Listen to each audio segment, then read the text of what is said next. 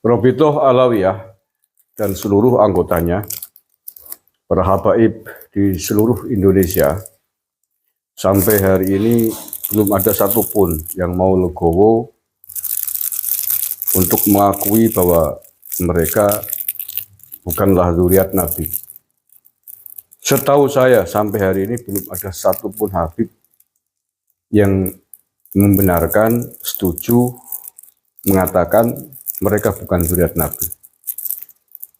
Semuanya dari pendapat-pendapat yang beredar, baik yang halus-halus maupun yang kasar-kasar, disokong oleh Robitoh Alawiyahnya, rame-rame kekeh mempertahankan diri bahwa mereka adalah klan dari Rasulullah SAW, tersambung keturunannya Nabi SAW. Semuanya dengan dalih yang sama, dengan garis silsilah yang selama ini diyakini, yakni Imam Ubaidillah bin Imam Ahmad Al-Muhajir dan seterusnya.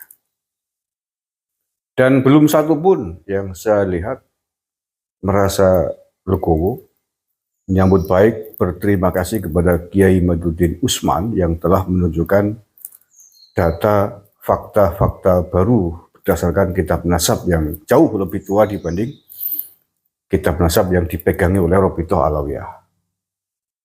Boro-boro berterima kasih, tetapi justru sebaliknya, menghujat, mencaci maki, dan lain sebagainya, perkataan dan hinaan-hinaan yang tidak semestinya, tidak semestinya dilakukan oleh orang yang mengaku cucu Nabi. Walau alam bisawab, saya tidak tahu mengapa.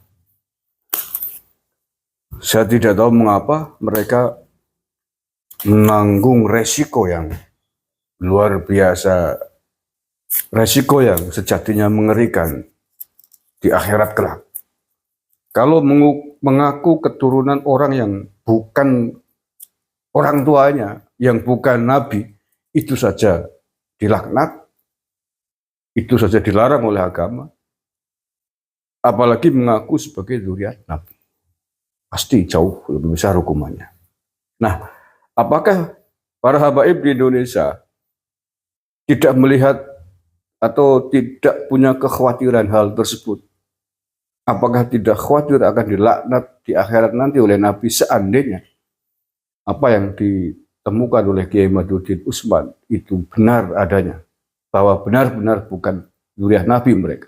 Apakah mereka tidak takut dosa, tidak takut dikutuk oleh Nabi karena sudah ada orang yang memperingatkan tapi tidak percaya? Sementara peringatan dari Kiai Maduddin Usman itu sangat kuat, akurat, dan bukan hanya satu-satunya peringatan, catatan, tetapi juga disokong, dibenarkan oleh catatan-catatan nasab yang lain di negara Islam di luar Indonesia. Jadi sesungguhnya indikasi terputusnya mereka dengan Rasulullah itu sangat kuat.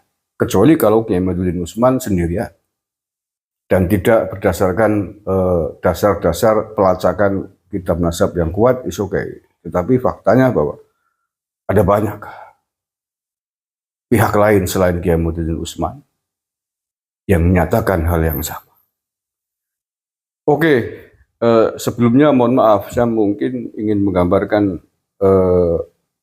dengan hal lain yang mungkin lebih ekstrim. Ya, ini misalkan begini, ada satu kampung, penduduk kampung yang karena tidak tahunya tentang sejarah dan tidak tahunya tentang apa itu macam-macam jenis daging, karena di situ tidak ada hewan gitu ya, yang selama ini didrop mengkonsumsi daging yang dinyatakan sebagai daging kambing misalkan. Sementara daging-daging yang biasa dikonsumsi sejak turun-temurun tidak tahu bahwa itu adalah daging yang diharamkan oleh agama. Ya entah daging apapun lah, intinya daging yang diharamkan oleh agama. Bertahun-tahun mereka menikmati itu.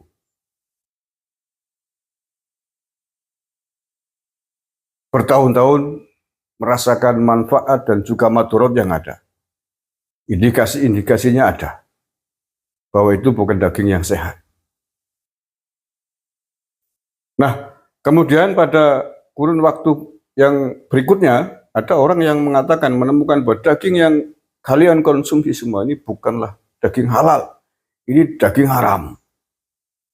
Ini daging yang tidak boleh, dilarang oleh agama. Ini berbahaya. Ini bukan daging kambing. Tetapi kemudian orang-orang itu karena sudah bertahun-tahun menikmati, menyukainya, apapun yang terjadi, membela mati-matian bahwa daging yang dikonsumsinya adalah daging yang benar, daging yang halal. Tidak mau menerima peringatan itu. Nah, kira-kira seandainya bahwa benar daging yang dikonsumsi adalah daging haram, apakah mereka tidak akan berdosa besok di hari kiamat? Wallahu a'lam bishawab.